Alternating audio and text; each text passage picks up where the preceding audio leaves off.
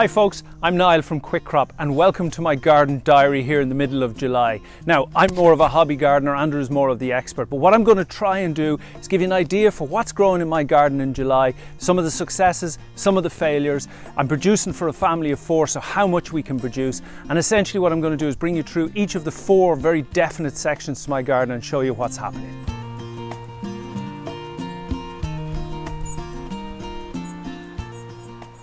So we've got some lovely Romanesco cauliflower there, one of my favourites I have to say. Now, as you can see, this is the old part of my garden, or that's what I call it anyway. We've an awful lot going on here. Over here, we've got overwintering broad beans.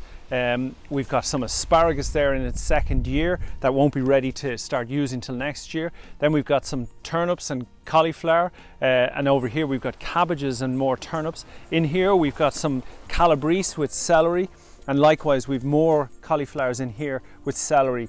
And then you start to move into the bigger part of it, where we've got kale and kohlrabi, some more calabrese. In this bed here, I'm just preparing it to put in some overwintering potatoes that'll go in now in the middle of July.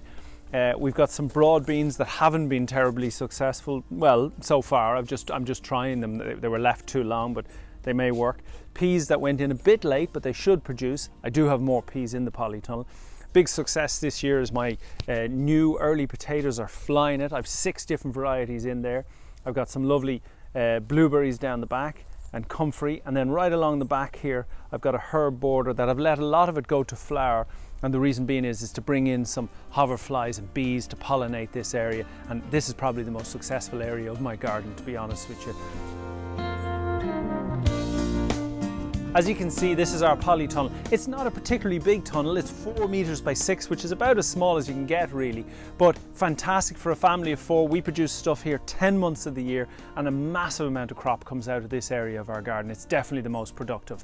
Now, yellow courgettes, you can't get them in the shops, right? But a fantastic thing to grow, and there's lots of stuff like that you can grow. We've 5 different types of tomato here. Rosada tomato, sun gold tomato. The taste, if you could even smell, I wish in video you could smell the smell of these tomatoes here today, and it's absolutely invigorating to taste tomatoes that you've grown yourself, that you will never buy in the shops. So if anything else you were to grow, tomatoes is probably one of the main ones, I would say.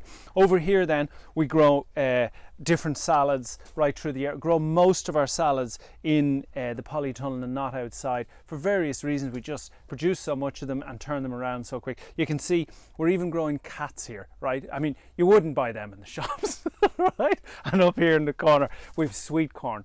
Again, the likes of sweet corn, yes, you can buy that easily in the shop, but the difference in taking your kernel of sweet corn, bring it into the kitchen, and 2 minutes later eating it, all the sweetness and the goodness you can just taste that you don't get when you buy it in the shops, right? And we've an awful lot of flowering plants as well, again to bring the hoverflies and the bees into the polytunnel, so that it helps with pollination, particularly with the tomatoes. And as you can see here, we've cucumbers as well. That particular one cucumber plant produces enough cucumbers to feed us all the way through till the middle of October. Unbelievable. I must do a study on how many cucumbers we get from that, but it's upwards of sort of 70 or 80 over the season. Okay folks, so peas and beans, if you grow nothing else in your polytunnel, I suggest you do these. And particularly for the kids, listen to this, right? Okay, absolutely fantastic. And I'll be honest with you, most of these don't even make it into the kitchen with the kids. But also the beans, let me just show you the beans. I picked a few here before we were on camera, but as you can see, there's buckets of them and they're very easy picked.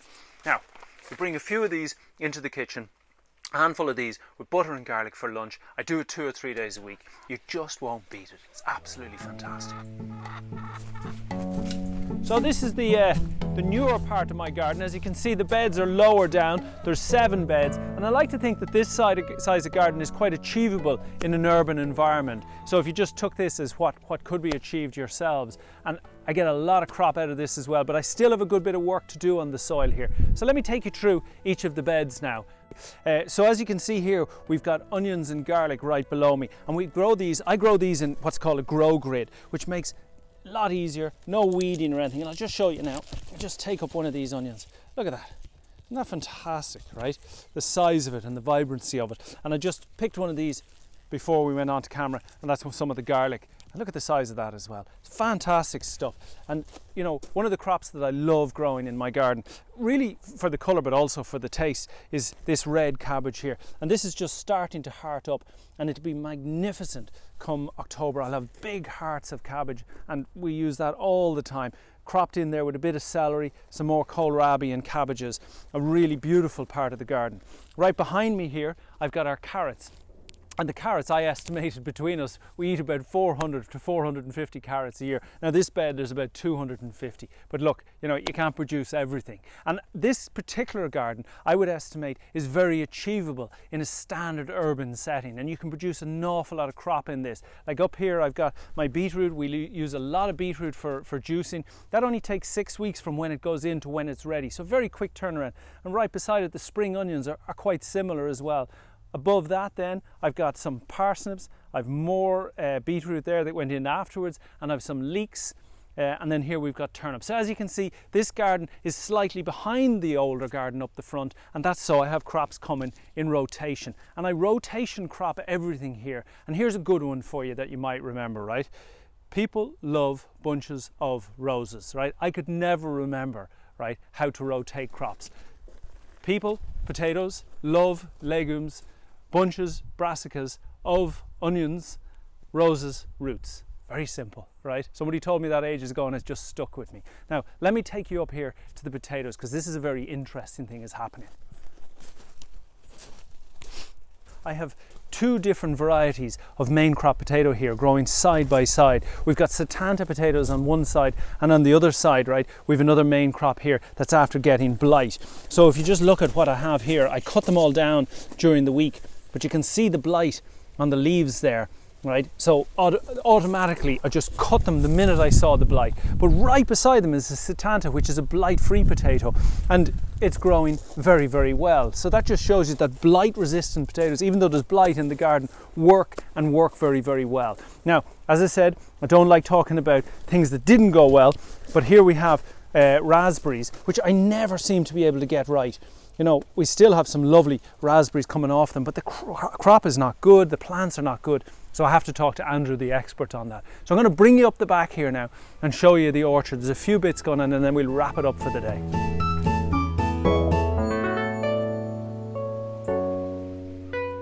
So here we are in my soft fruit orchard, and the amount of stuff I get back from this, be it raspberries, strawberries, loganberries, blackberries, blueberries, it's amazing. And you know, the fantastic thing is there's actually very little work for me to do here, which is why I kind of enjoy it so much. I just come up and munch away, and so do the kids, which is great. Up here in the back part, we've got apples, we've got plums, we've got cherries. There's so much going on. It's hazelnuts, so much going on, it's amazing. But really what we're trying to do here, and we're going to do it every month, it's the middle of July now, we're going to do this again in August, is really to try and inspire you guys to get out of the supermarkets and get into these beautiful gardens that we all own and get them to produce stuff for us. That's what it's all about at the end of the day. So look, I'll see you back here in August. If in the meantime there's anything you want us to add or cover, just post it down here at the bottom of the page and we'll read the reviews and we'll see what we can come up with for you next month. See you in August. Have a great gardening month. Look forward to seeing you. Bye bye.